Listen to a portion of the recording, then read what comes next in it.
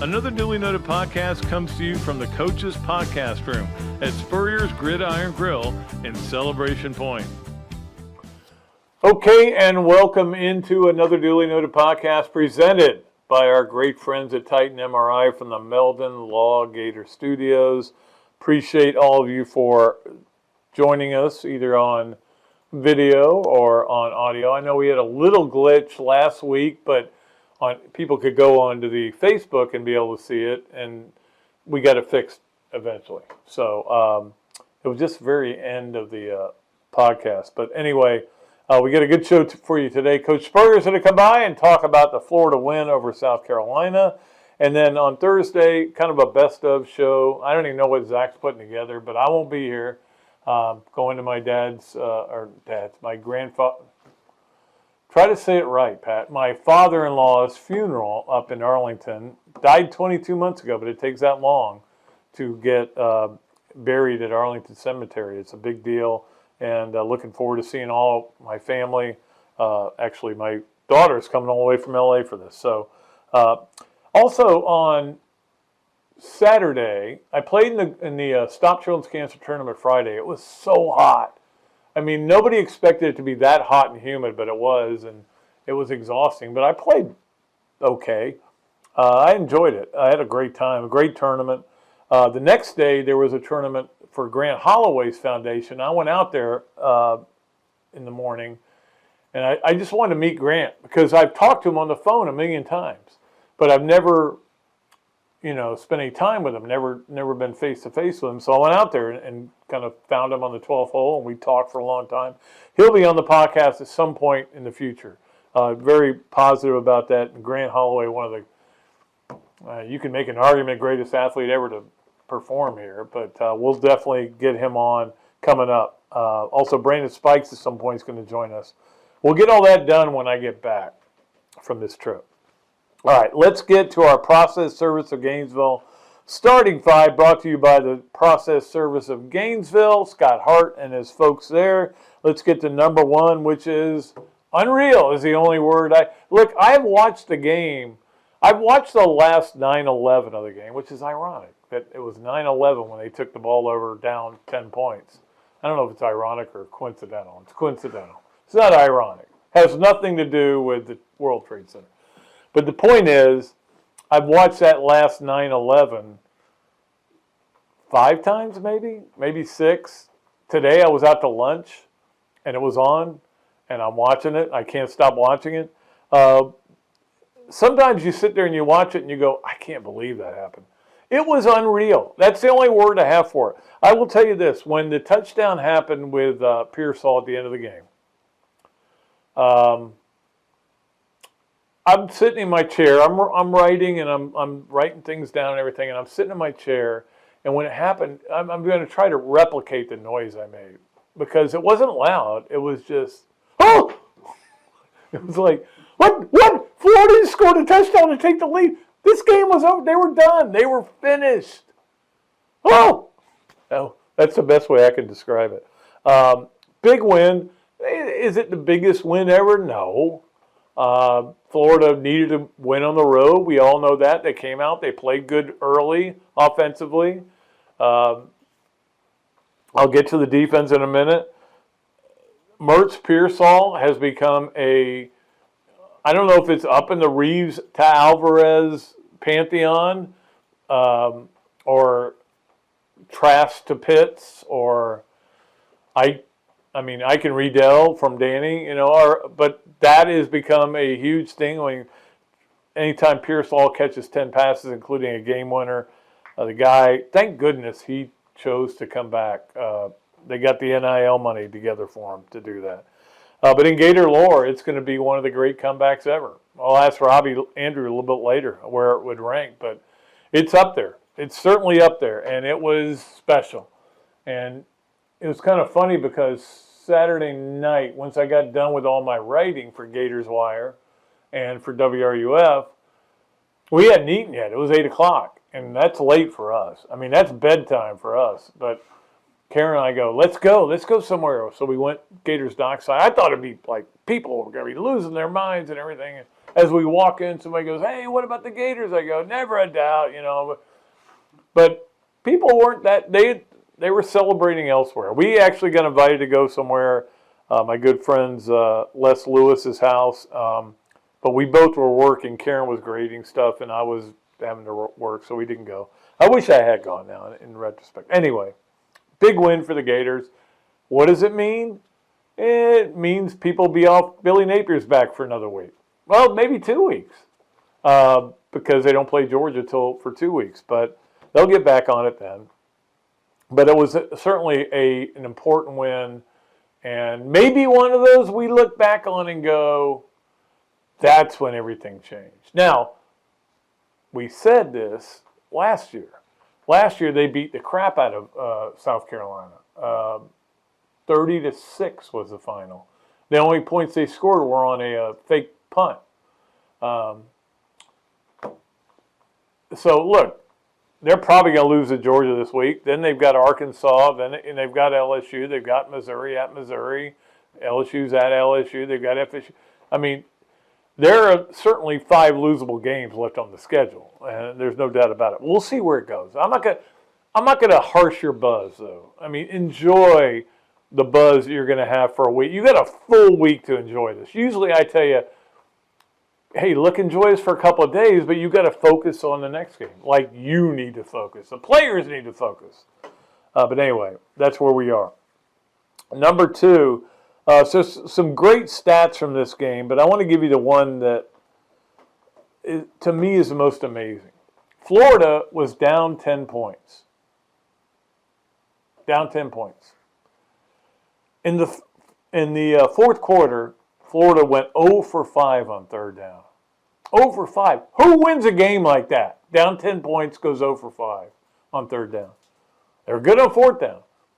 There were so many plays that freaked me out when they happened.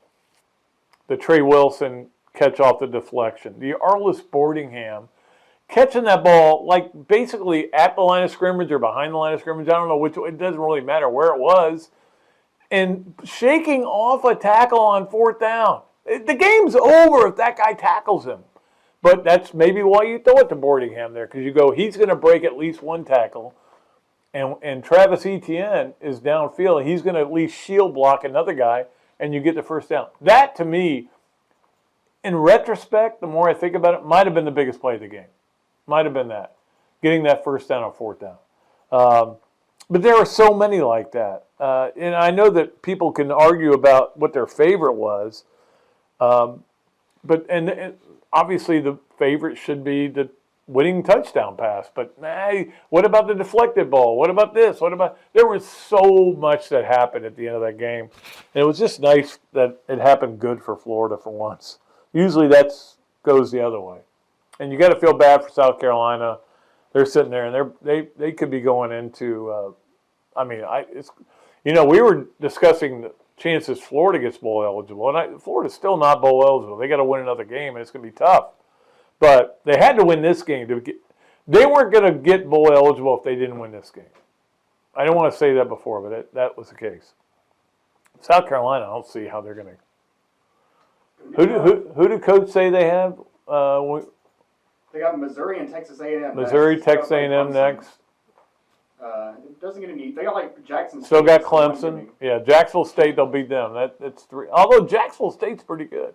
Yeah. I think actually Rich Rodriguez is coaching them now. So we'll see how that goes. Anyway, all right, so let's get to number 3, and that is why the defense laid another egg. They weren't good. They made the big play at the end, but they weren't good. They got torched. They got shredded early and then picked apart by Spencer Rattler throughout the game.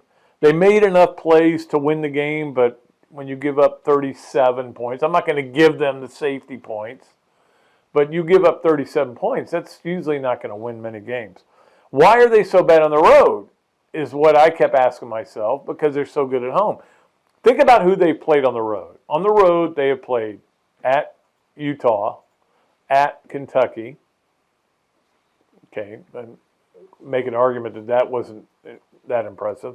And then at South Carolina, which was lit. That place was fired up. They were ready, a sandstorm, everything. I just think that Florida physically is not a great defense that will become a great defense at some point. They're not physically there yet. They still make dumb penalties. The Cam Jackson roughing the passer, you would have had 3rd and 10, instead you get roughing the passer. That almost killed them. But and a lot of times they play that zone that I hate. I hate zone defenses, but they are physically not a big team. They're not. They haven't grown into their bodies. For example, that tight end for the last touchdown, whose name is escaping me, Bishop, was that his name? Yeah. Runs right over Jordan Castle. Jordan Castle's a true freshman, you know. Those things are going to happen. Those are things that won't happen as you get older and get more physical. I think that's a part of it. And I think they are able to generate the crowd into it. But a lot of it has to do with who they played. Think about who they played at home. McNeese, hello. Charlotte, I don't think either one of them's got but one win all year, the two of them combined. Vanderbilt, hello. And then finally, of course, Tennessee, which you would say, well, Tennessee won again this week, but Tennessee's offense isn't great. We know that. You saw it in that game, and you saw it Saturday night again. They're not a great offense. And I think that has a lot to do with it. But, hey, look, they're going to get there. They're going to get there eventually because they have a lot of good athletes that just have to get a little bigger and stronger. You know, linebacker-wise, you know, those guys are going to get bigger and stronger. You know, especially in the secondary where they kind of got a little manhandled at times. You know, they kept picking on Jalen Kimber with Xavier Leggett, and finally Florida put Jaden Hill on him, kind of shut him down from that point. So we'll see what happens. Shockingly, I'm getting a Medicare plan call which I get every day. And I keep telling them I don't need Medicare yet. I need a lot of things, but I don't need that. All right. So anyway, and they did get the pick with 20 seconds to go that clinched the game. Although I did want to bring this up, and this wasn't even written down. The way Florida handled the endgame situation, there was one mistake they made, and that was that Mertz shouldn't have taken the knee on the first snap. Now, they're thinking, I'm sure, and again, all this is happening, and I get it. But you do have 800 analysts that should have said, hey, coach, tell Graham not to take a quick knee because if they start calling timeouts, it's going to be an issue for us because we're not going to be able to run the clock out and we're going to have to punt, and we don't want to punt. So that was the only mistake they made. But it was the right thing to do. And if a certain coach south of here had done that, they would have won a game last week. But they didn't do that. Great call to take the safety. I was trying to figure out what they were going to do, and then I went, oh, I bet they're going to take a safety. And they did. So it added to if you were betting on the game, it certainly was interesting because I think the spread was 2 or 2.5. So yeah. It would depend on what you decided to do. Anyway, all right, I did want to mention that. Number 4, what a great weekend for college football. It was so much fun to watch. The Washington-Oregon game was great. The USC Notre Dame game, I picked Notre Dame. That's one of the few ones I got right. Miami, North Carolina was a good game. A&M, Tennessee. Missouri, Kentucky was certainly interesting. Kentucky now. Remember when Kentucky was, oh, man, we're undefeated. We're going to, it's not going so well since then. But, you know, you have to go back to every game's its own game. You couldn't go with comparative scores. You couldn't do that with anything. And we saw it happen. It was just a really fun Saturday for college football. And you know what makes it fun, more fun, is when Florida wins and you can watch the game leading up to Florida and then they win and you watch the games after. And you're in a good mood. That was me on Saturday. As I said, my 2 favorite teams scored 41 points Saturday. Gators, whoever was playing Miami, which would be North Carolina. I've kind of become a closet North Carolina fan. I like Mac Brown. I like the way the offense they run. And they always are playing like FSU or Miami, so I like them, you know. Anyway, all right. Finally, number 5 on our process service of Gainesville starting 5. You know me, I'm going to bring up another negative, and that is the death of Andy Bean. And Andy Bean, I didn't really know him that well. I've got a Pat Dooley story time about him. I'm going to tell you a little bit later. And but I did get to meet him a couple of years ago. I went down to the Lakeland Quarterback Club. I want to say 2 years ago, and they were honoring him, and he was there. And he couldn't have been a nicer guy. We talked a lot. He was still. Let me tell you what. That guy was a Gator right to the end. Not like Andy North. Please don't call him a Gator. He's not a Gator. But Andy Bean was a great golfer and a great ambassador to the university. It's really sad to see how he died. A double lung transplant was what he was having, and I don't know why, but complications are what took him out. But it made me very sad to see this. Won 11 tour events during his career. Had a really nice career, really good college career, and a really good pro career, and he had a great life. I just hate to see it go. Andy Bean, one of the greatest Gators of all time. That's the way I'll put that. They won a national championship, one of the best. And very sad to see that. I guess I saw it Saturday. I think he passed Friday, but I may have days wrong. All right. So on that negative note, down note, we will take a break. That's perfect timing for it. And when we come back, we'll bring in Mr. Upbeat, Coach Spurrier, who will have a good time talking about Florida's win over South Carolina. Of course, Robbie Andrew will be by for Yes, No, Where, Maybe. All that and more coming on another duly noted podcast presented by Titan MRI from the Meldon Law Gator Studios. Process Service of Gainesville offers a rapid turnaround on affidavits of service for Gator lawyers locally and nationwide. Our friend Scott Hart offers immediate responses on status requests and is a member of NAPS and FATS. And he has been a part of the community for almost 2 decades. Need service? Call Process Service of Gainesville at 407-697-9592 or email shartgators, that's G8TR, at yahoo.com.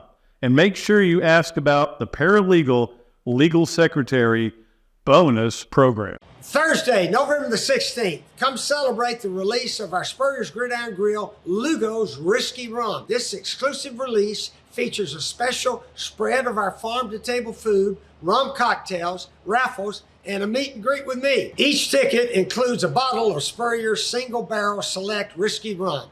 And I'll sign the bottle if you'd like.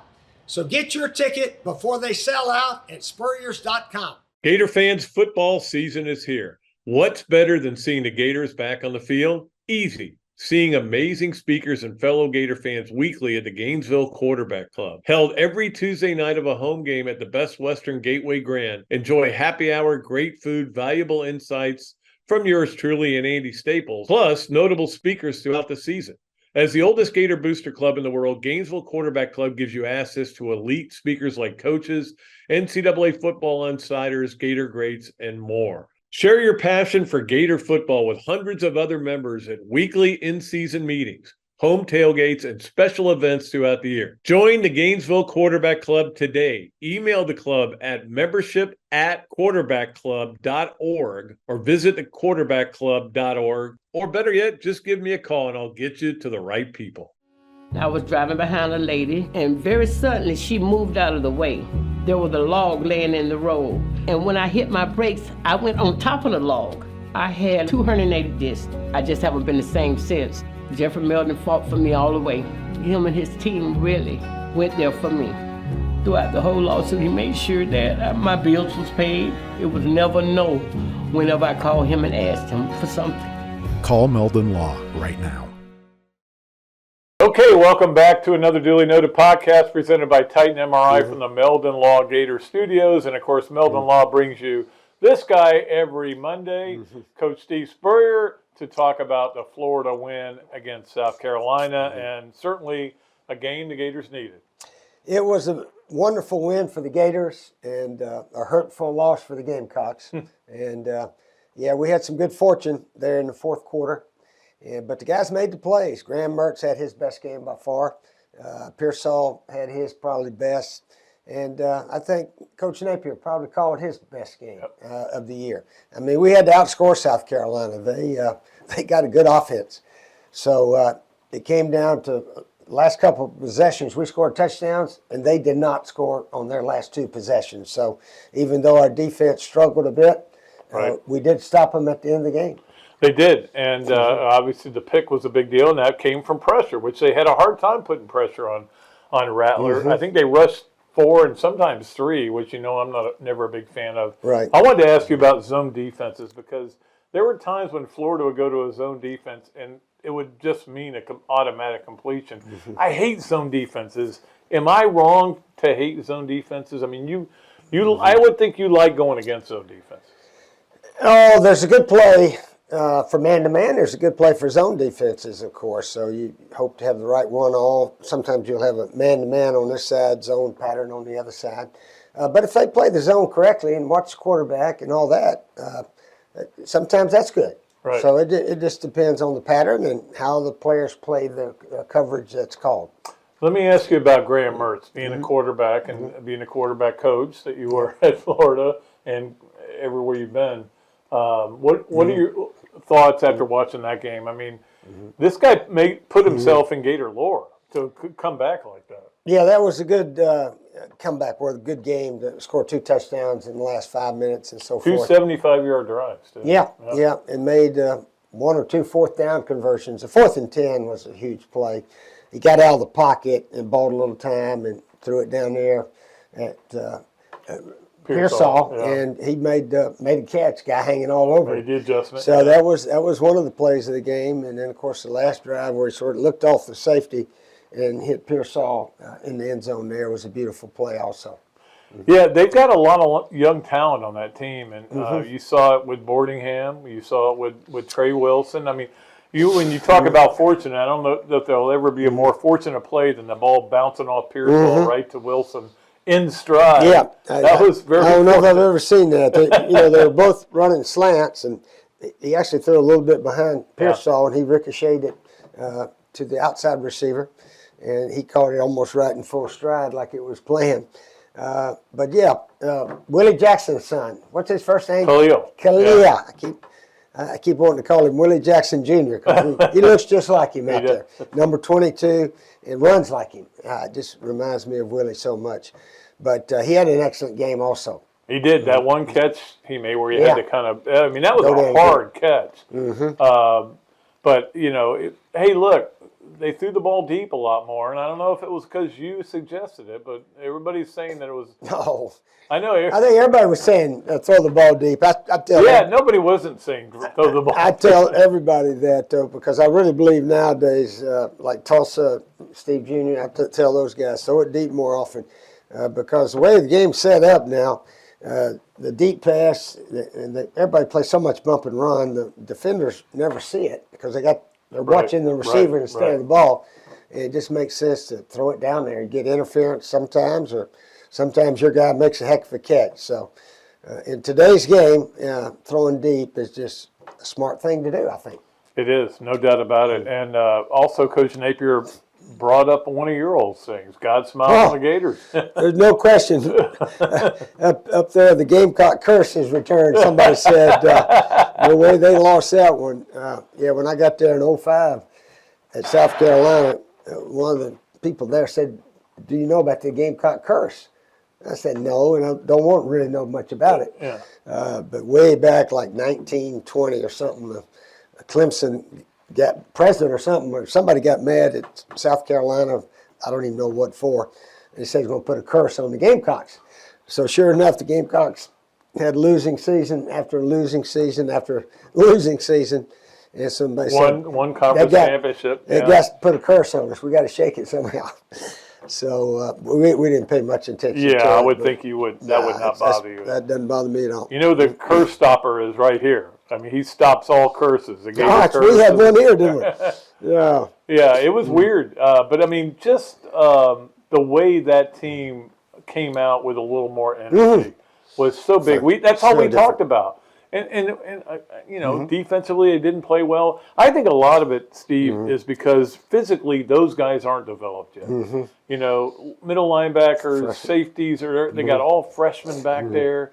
I mean, there was a great stat last week about Florida's got more true freshmen who have played every game than any team in the country, and nobody's even close.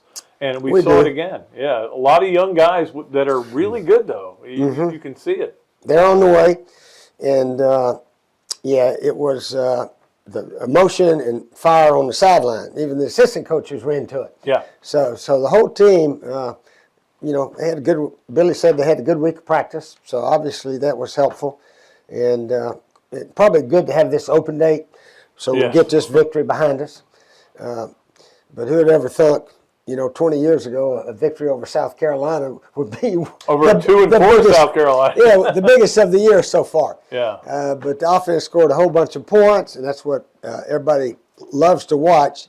And that's the name of the game. You know, Oregon and Washington had a game, 36-33. Yeah. There's so many good games. It is fun to watch them all on TV. I told somebody this today. That my two favorite teams scored 41 points in this weekend. The Gators and whoever was playing Miami. And North Carolina. I mean, I know that you're very familiar with that program, but I mean, Mac Brown's doing a hell of a job there. Yeah, even though they almost set the school record for penalties, and the game is still won. Yeah, still scored 41. Yeah, Drake May, he was our freshman of the year here at the restaurant last year. And he's a Heisman candidate, and they score 35-40 all the time. Chip Lindsey is his offensive coordinator. He lost his guy to Wisconsin, and Wisconsin's offense is about like ours now. You know, they score about 13 a week, it seems like. So I believe I would hung around Drake May one more year, I think, if I was that coordinator. But anyway, Chip Lindsey does a super job with them there, and their defense is much better, with Cheesesteaks calling the shots. So they've beaten everybody, but they still got some tough games ahead, as do most all the teams that are undefeated right now. Let's go back to Graham Mertz for a minute, because you watch him play and you know quarterbacks, but 12 touchdowns, 2 picks, and both picks were deflected. So, I mean, he's taking care of the ball. There's times when I think Florida fans want it to be a little more, aggressive, but they're getting it done. He has never been the problem with this in any of the losses. He's really played well, way better than I thought he would. I didn't think he was going to be this good. Yeah, he's played well, and our defense has played well at home. Yeah, we hadn't played very well on the road, so I think Coach Armstrong is trying to figure out how to make his guys feel at home when we're on the road. But hopefully, the Gator Bowl, Jacksonville, will feel more like a home game for us. And if we play our game and Georgia, maybe Brock Bauer needs to miss 2 weeks. I would go. Then he'll be fine after that. Maybe we got a fighting chance, but it'll be interesting. And I believe our confidence now is that if we play our best, certainly we have a chance to beat Georgia. You know what's interesting is they're at the same point, and pretty much in 2 games I was watching, Brock Bowers and Jordan Travis got hurt. Okay, and I was thinking about it, and I was like, well, what matters? I have a note about Brock Bowers. This is an hour ago. He underwent ankle surgery, expected to miss 4 to 6 weeks. Oh, 4 to 6 weeks. Okay. Gee. Well, I thought it was a pretty bad injury, so Brock Bowers out 4 to 6 weeks. But the funny thing is, now I obviously am not going to vote for him for the Heisman. What I thought about was Brock Bowers being out. How big a deal is that for Georgia? And I went, not that big. It's a big deal, but it's not that big. It's a bigger deal if Jordan Travis was out. Now, Travis came back and played. But that made me kind of go, in my Heisman vote, I go, well, if he's not that big a deal, maybe, because we were talking about maybe voting for him for the Heisman. Oh, yeah, he would have received a whole bunch of votes the way he opened the season and the season he was having. Yeah. Yeah, that's sad for him. It's bad. Yeah, he's such a good player. Good person, good player. Yeah. Enjoy watching him play. But I guess that's part of the game. There was a lot of injuries in the NFL yesterday, too. Oh, gosh. Good gracious. It was unbelievable. Everywhere yeah. you turned around, they're carrying the guy off or limping off or something. Well, I wanted to get your take on the A&M Tennessee game, too. Now Jimbo's sitting there at 4-3. Mm-hmm. He's supposed to win national championships. So that's what they're paying him for. He ain't going to win one this year. He's hoping to have a winning record, I think. They were 5-7, was it last year or 2 years ago? But yeah, they're struggling on offense. What's interesting is two of the teams that have spent about as much money as anybody is Texas A&M and Miami, and I think both have 3 losses right now. So they may not be spending their money wisely. I don't know how I would have done that if I was in the game now, but I still think instead of 2 or 3 guys getting a big chunk, like $1 million or so, Right. and these other guys are only getting 10,000 or so. I would try to spread it out where everybody on the team was, pretty close. I just think it would build camaraderie and teamwork better than these guys that are making millions and not playing worth of crap. It's like being a general manager. You basically have to have a salary cap, and here's how much we got to spend. And Well, I think that's maybe part of Denver's problem. Russell Wilson's making $49 million or something. not working out. He ain't playing worth of crap. Yeah. And all the other guys are only making $1 million. And they probably said, hey, Coach, wait a minute. He's making 49. I'm only making 1, and I'm starting, and he's struggling. So I don't know. It's just, I guess that's part of the game in the pros, and now it's come into college. So we got the same issues. And what I've been told is that Billy does kind of treat it like a general manager, and he's got, here's how much Levels. you get for this, here's how much you get for this. If you're all SEC, you get this, which you should get rewarded for that as long as we're dealing with NIL money. We also have, we got to get to the play of the weekend. It's a pretty easy look. It was really a hard choice because there were so many plays. Look, the pass to Arliss Boardingham behind the line of scrimmage on 4th and 11, where he gets 14 yards and shakes a tackler, and ETN throws him a little screen block. That was a huge play in that game. But we're going with this one because when it's the game-winning touchdown, you tend to want to go with that. Nice pump fake to the left, and Pearson made a great move to get him open. Great route runner. He's the kind of route runner I know you would have loved to have had. Yeah.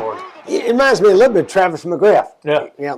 A little bigger version. A little taller than Trav, but Trav was the leading receiver in school Of history all time, for 1 year. 98 season, he had, 1,800 yards or whatever. I think it was 18. But he gave him a little look left and was able to zing it in there. So that was I would say it's a big play of the game. Oh, big play of the game, and certainly I can tell you it was in our house. There was a lot of noise when that happened. I think because the camera, as it is panning, you're like, where's he throwing it? And there's a guy wide open in the end zone. It's not the same as being at the game, where you can see how it all works out. So, but certainly it was a crazy weekend of college football, crazy weekend of NFL too.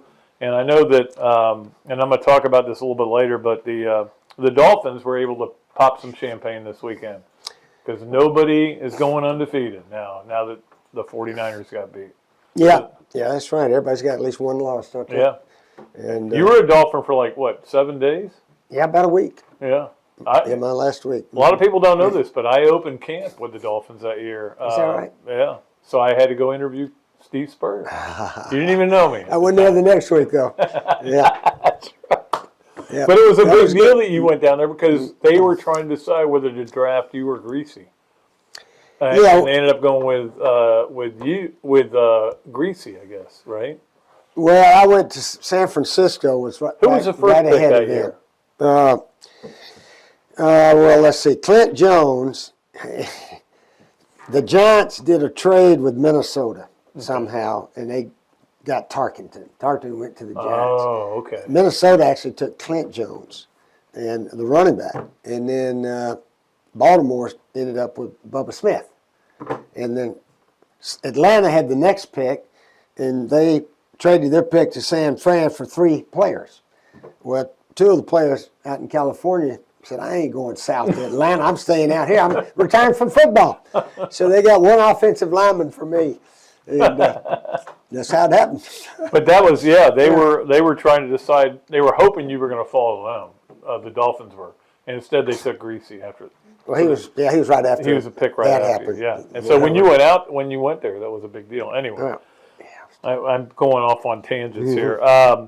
All right, Coach, anything else you want to talk about college football-wise? Yeah, let's talk about college ball a little bit right now. Okay. Really some good games this past week. Yep. But here's something that it's hard to understand why the Big Ten allows the two divisions, Michigan, Ohio State, and Penn State, are all in the same division. Yeah. So on the other side, Iowa now is like a 74% chance of winning that division. I think they can still lose to somebody and still win it. So they will be in a championship game, and those three are obviously the three best teams. Three best teams. Yeah, and they just keep living them in the same division. I think the Big 12 does it more fair than everybody because everybody plays everybody, and then the two with the best record play for the championship. But now there's so many teams in the Big 10 they can't quite do it like that. But they should move one of those guys, probably Ohio State, Michigan, move one of those to the other side, and that'll give them a chance to maybe play twice during the season. Yeah, Penn State, Ohio State this week ought to be a great game. Yep, but how do you feel about the SEC getting rid of divisions this year? Well, they almost have Next to. year, yeah, they almost have to. And then the two top teams will play for the But championship. somebody's going to finish 16th. Mm-hmm. That's well, they could tie. That's for not it. good for job They security. could tie for it. Yeah, they could tie for it. And there's a lot of I good always teams. liked the divisions, though. I I liked do that too. you had a chance to win your division, even if maybe you had a little struggle and you lost a couple of games, you could still win it. I always liked that part of it. But TV wants the two best teams playing. That's the bottom line. Yeah.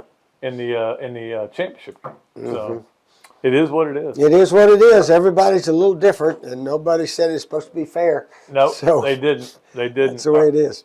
All right, always great talking to Coach Spurrier on Mondays. We always appreciate him. We'll be back with Robbie Andrew for Yes, No, Where, Maybe, and all our other stuff here on another Dooley Noted podcast presented by Titan MRI from the Meldon Law Gator Studios.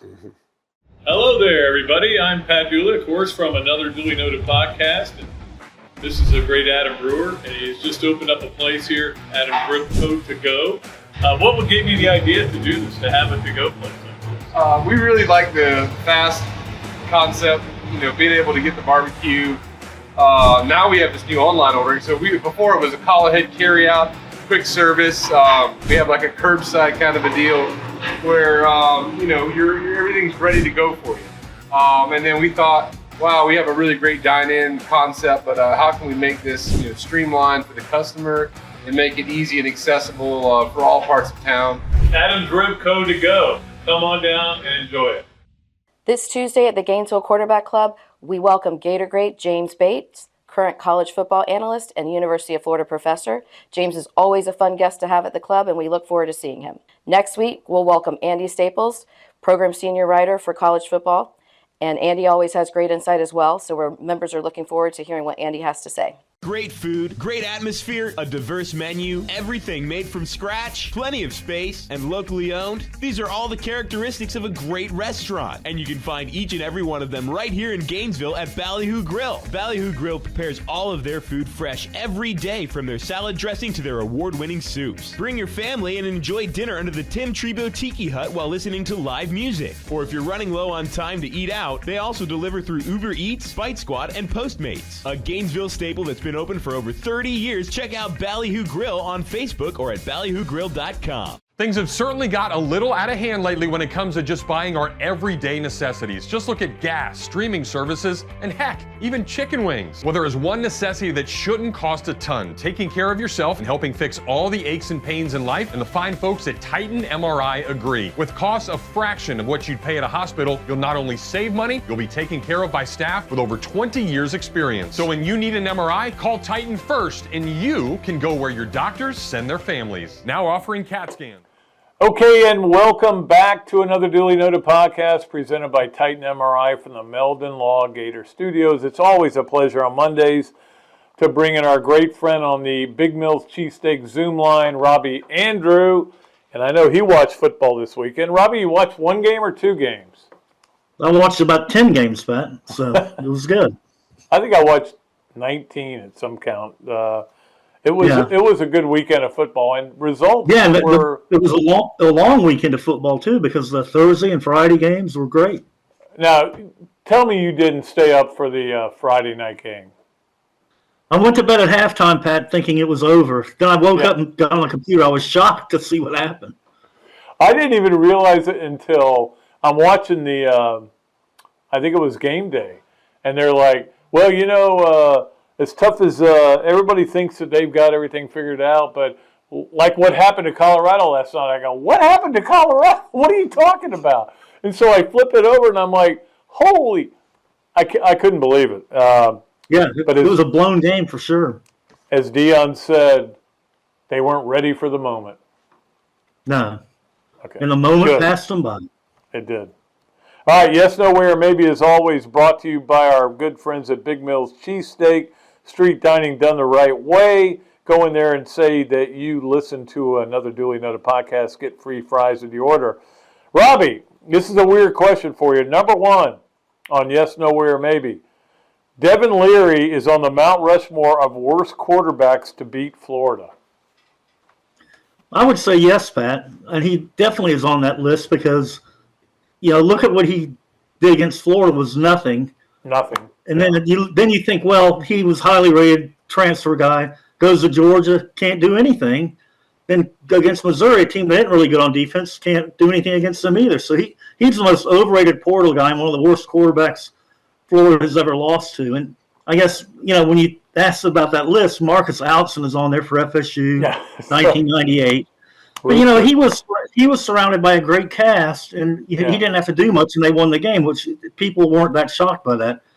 And then I was thinking about, Georgia Southern, the quarterback that went 0 for 3 against Florida. Yeah. I couldn't even tell you his name. He wasn't that bad because he orchestrated that ground attack, the option of 400-something yards. But Leary does, as we've seen the last 2 weeks, he does not have elite players around him. And I don't care how much running that guy did against Florida. He's not going to do that again.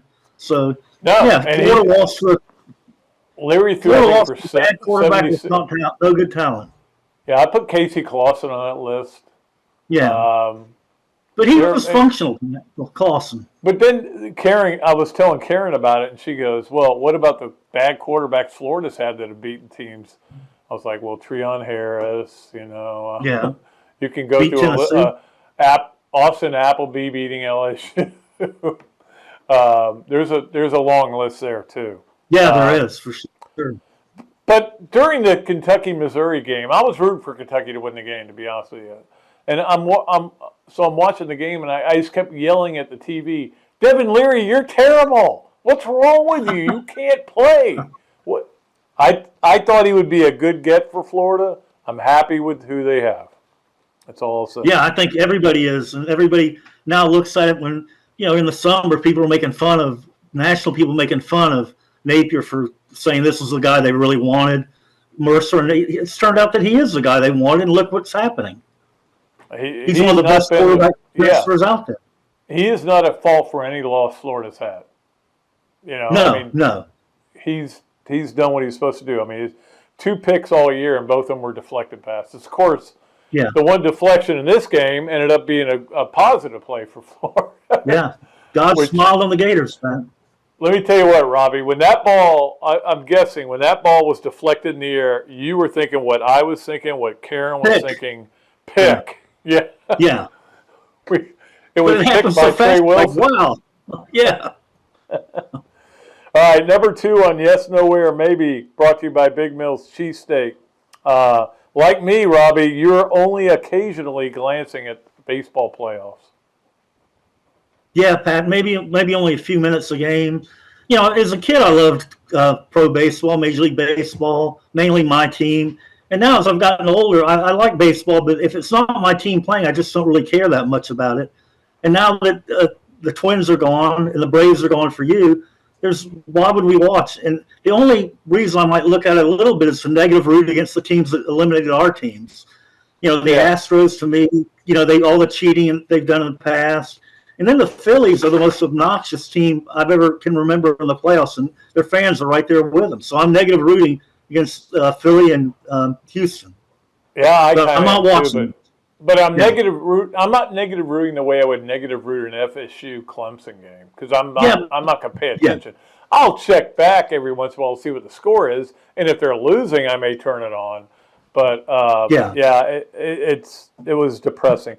Look, it wasn't as bad for you as it was for me. 104 wins, and we get knocked out in 4 games. But they need to do something with the playoff format, Pat. When the best teams don't get past the first round, there's something wrong there. But they don't in the NCAA tournament. They don't sometimes. That's true. The NFL. I don't have a problem with the format. I have a problem with us not hitting. That's what I have a problem with. But anyway, I don't want to go too deep into that. All right, Robbie, number 3 on Yes, Nowhere, Maybe.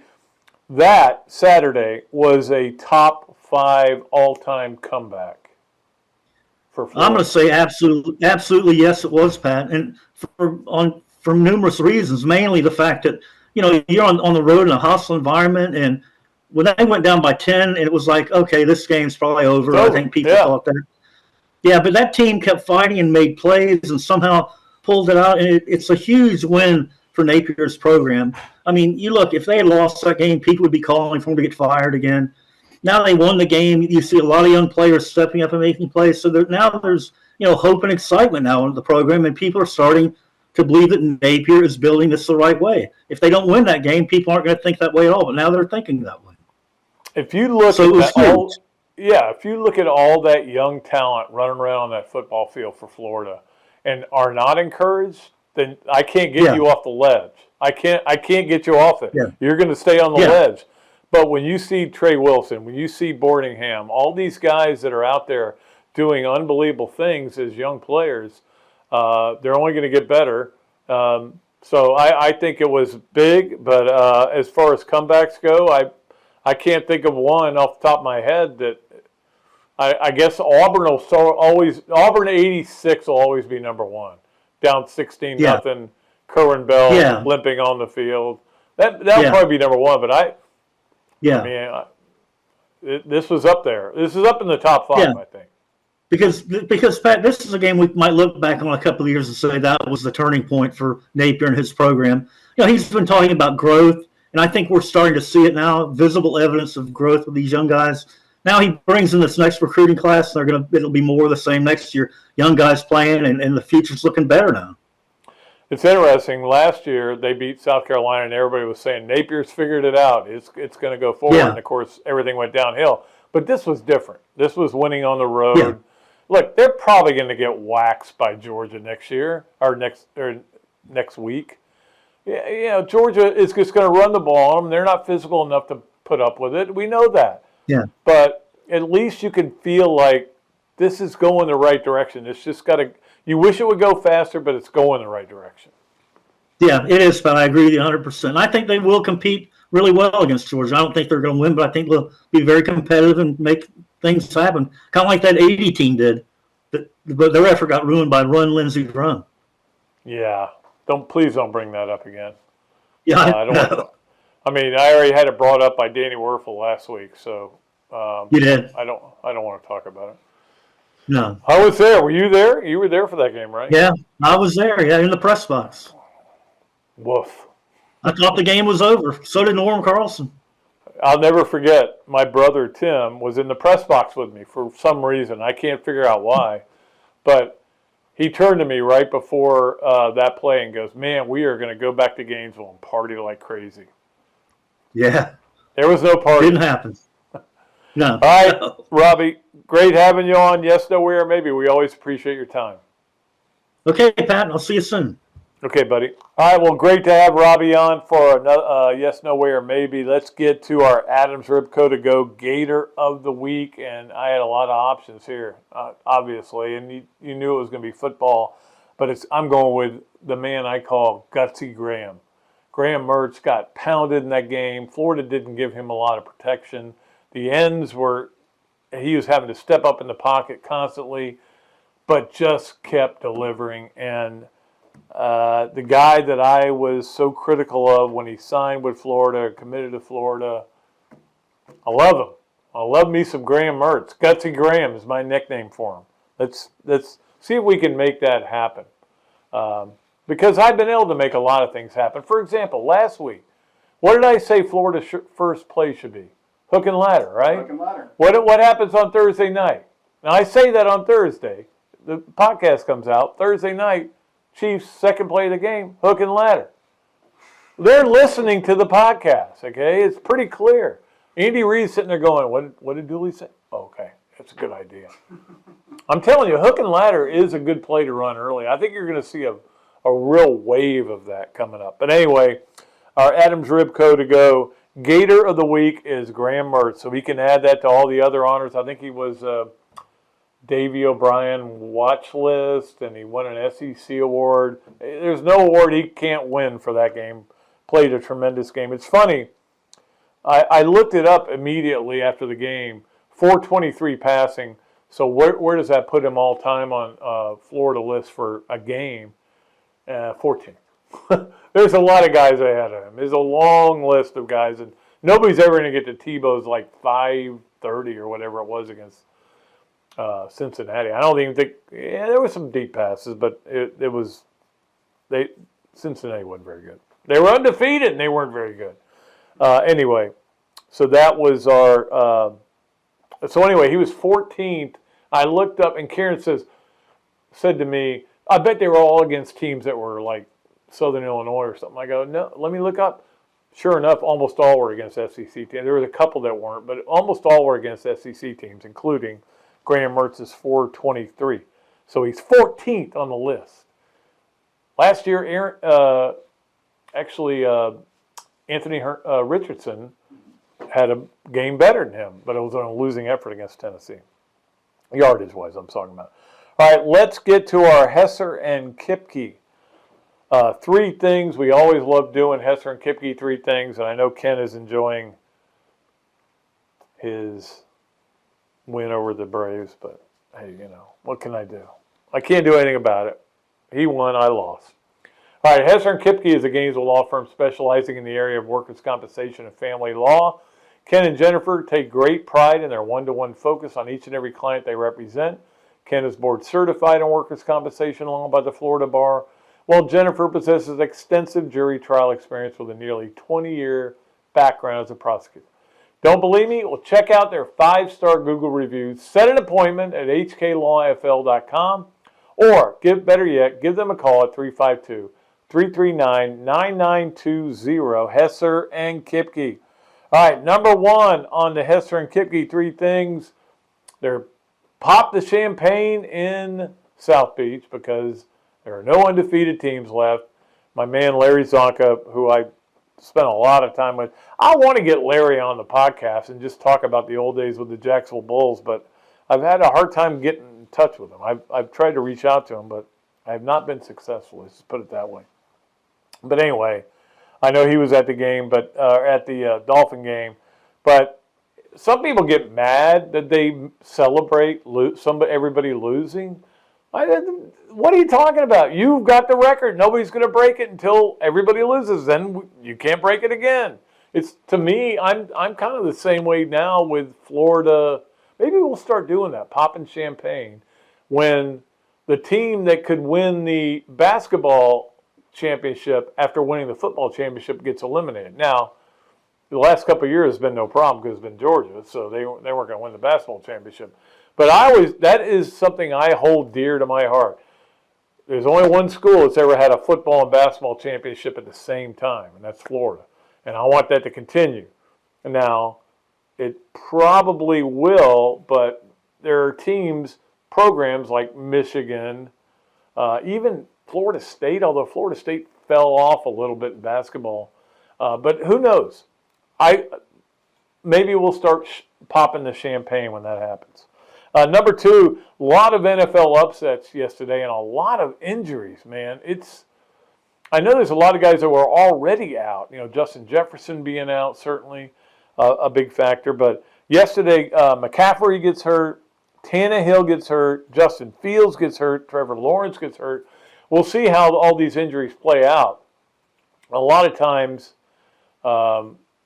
you're in a situation where you're hoping that if you got a bye week coming up, you'll try to rest until then. But I don't know. Maybe you just need to go with some XFL quarterback like Cleveland did and win the game that way. We don't need no Deshaun Watson. Can we get that money back that we were paying you not to play?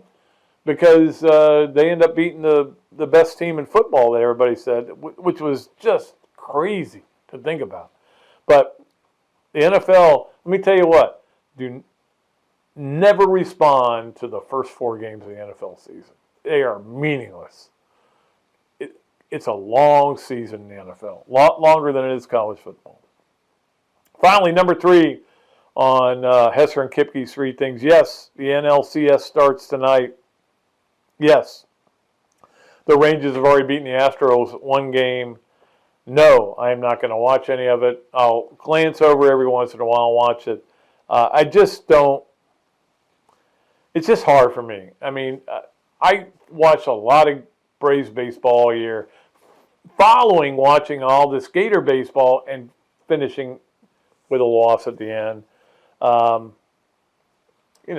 think we're heading toward an Astros-Phils World Series, and I don't want to watch that because I don't like either team.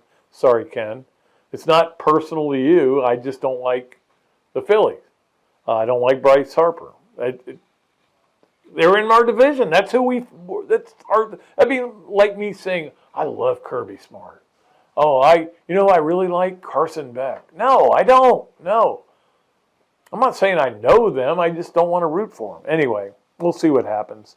But the NLCS starting tonight, and not going to be watching. It's the same old thing. I'll turn it over and I'll watch for a minute, or I'll check the score, and if it's close or it comes in, it's going to the 9th tie. Yeah, I'll watch that, but I'm not going to sit there and watch 9-inning games. That ain't going to happen. All right. So that's going to do it for our Hesser and Kipke 3 things. Let's go to our Leonardo's and Millhopper quick picks. Really enjoyed playing golf with Kyle on Friday. He hit some bombs. I actually hit the ball pretty good too. We had a team that was really interesting because we never hit 2 good shots in a row. It was always, there was one hole I got up, there's no ball in play, and I've got to hit it, and I almost drove the green. So, just bragging there a little bit. So anyway, enjoyed playing with Kyle. Our Leonardo's at Millhopper quick pick is very simple. Tennessee plus 9.5 at Alabama. Now, again, there's no show Thursday, so I'm going to do some stuff here for the weekend that you guys can. That's why I'm giving you a Saturday game. Tennessee's getting 9.5. It opened at 7. It's now at 9.5, which is amazing to me. I don't see that. Personally, if I was picking, and I gave you the lock of the week last week, the LSU over Auburn, and it came through in spades. There was no question. This, to me, I think Tennessee plus the 9.5 might be the best bet. But I'm not telling you how to bet. I'm not telling you how to get in this, and eventually we'll pick a winner a little bit later in the month to win our $25 at Leonardo's and a Bob Dooley Invitational hat. Let's get to our Swamp Games of the Week. And we're going to do the games of the weekend. You guys, we usually do a lot of baseball stuff here. You know when the games are. It's not hard to figure out. We'll give them to you next week.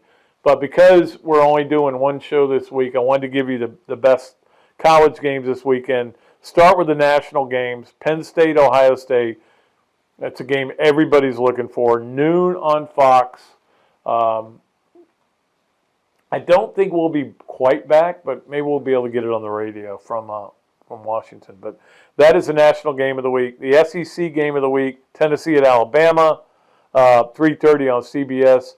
Although I will throw in the South Carolina and Missouri game, which is also at 3:30 on the SEC network. I'm interested in seeing what happens there, just because South Carolina, obviously, they're not going to be in a good mood. Missouri, they've got a good team. They just keep winning games, and I'm still trying to figure out how they're doing it, but they're doing it. It's at Missouri. I would think Missouri will win this game, but again, this could be a hard pick. but that'll be a fun game to watch. And then the state game of the week is a 7:30 game, Duke at Florida State. Duke is a huge underdog in this game, which surprises me. It's on ABC. So those are your weekend games of the weekend. And the Swamp Restaurant where, of course, Sangria Saturdays, so what it's all about. Free beers as well. A lot of good stuff going on at the Swamp Restaurant. Jeff and I have another couple of weeks before we're going to be out there on a Thursday, but come and see us on Thursday before the Arkansas game. That'll be the next time we're out there. All right, let's get to the Gainesville Quarterback Club great picks. And, of course, the Gainesville Quarterback Club having their golf tournament tomorrow. That'll be a lot of fun, and they always have a great time out there at Bostic, Mark Bostic, the UF course. On the great picks for the Gainesville Quarterback Club, I went 3-4 last week. I had another bad beat. It was the West Virginia was playing somebody. Who was it? I can't remember. I can't remember the game. Anyway, I thought I had it won. Oh, they threw a Hail Mary at the end of the game to win the game. It got banged around, and so that was a bad loss. So I went 3-4, and now I'm at 22-1, which means I'm losing money if I was actually betting. That's not good. That's not a guy you want to take advice from. However, if you picked LSU over Auburn and took the point and gave the points, you did really well. If you bet a lot of money, you did even better. So that's good. All right, here are the games I'm picking this week. Penn State's giving 3.5 to Ohio State. I think Ohio State will win easily. I'm still not sure how good Penn State is. Tennessee, the spread was 7 at Alabama. It went up to 9.5. I'm taking Tennessee. I think they'll cover that spread. I think that spread's way too high for an Alabama team that's still struggling offensively. They're still not getting it done offensively. So I'm taking Tennessee. Duke is getting 13.5 at Florida State. It actually was 16.5 when it opened. What are you seeing about FSU and not seeing about Duke that I'm not getting? So I'm taking Duke with all those points. That's too many points. Probably won't win. I'm not saying that's a lock bet of the week, though. Clemson opened as a 10-point favorite at Miami. Now it's down already to 2.5 points. So I will take Miami because it's back down where they're going to win a game eventually here. And if I pick them and I don't win, I'm still happy. So, and then Utah getting 7 at USC. Utah can't score. USC can. USC's got no defense. We know that, but I still think USC will cover at +7. All right. I think we got everything covered except the ultimate, which is Pat Dooley's Storytime, brought to you as always by Eastlake Pediatrics. We appreciate Mike Jordan and the good folks down there. So I may have told this story before, but I don't know if I have. But I'm going to tell it again because of Andy Bean's passing away. So I got to be pretty good at golf playing at St. John's River Community College. When I went to St. John's River Community College, they had a golf team, but by the time I got there, they had disbanded it. They just didn't have the money to keep it going. So we had intramurals, and I think I played in the intramural finals, lost to, God, what was that guy's name? Mike somebody. Anyway, lost to him, but I was playing really good. I was really working on my game. I thought I was going to be a good golfer. So I show up for tryouts at the University of Florida, 1974. And wait till they see what I got. So I show up there, and I take my clubs, over my shoulder. I'm walking up down there, and I stop, and there's guys hitting off the first tee. Andy Bean, Phil Hancock. I don't think Gary Koch was there, but Woody Blackburn. Gary Koch might have been the fourth. There was somebody else that was really good. And they all drove the first green. And I said, okay. Turned around and left. Literally walked back out. I go, I ain't playing with these guys. There's no way I can play at this level. And I was right. I think they won. They didn't win it that year, but they were in contention that year. So when I think of Andy Bean, I always think of watching him hit that ball. I think he might have hit 3-wood on the first hole at UF, which is like 340. I think he had to hit 3 wood because he had to knock it down a little bit. Drove the green. So, but anyway, it ruined what was a promising college golf career for me. Not really. Again, R.I.P. Andy Beam. Love that guy. All right, that's going to do it. Zach, great job as always. Thanks to Coach Spurrier. Thanks to Robbie Andrew for coming on. Again, no show Thursday. We'll have a best of show that'll be up. If you want to watch that, some of the great interviews we've done over the last few months. And then we'll be back Monday with Coach Spurrier again to talk about Florida, Georgia. We'll talk about his thoughts about that game. That'll be fun because I know that 66 wasn't fun, but almost every year after that was pretty good. We'll be back then. Until then, I am Pat Dooley. I am deep, I am way back, and I am out of here.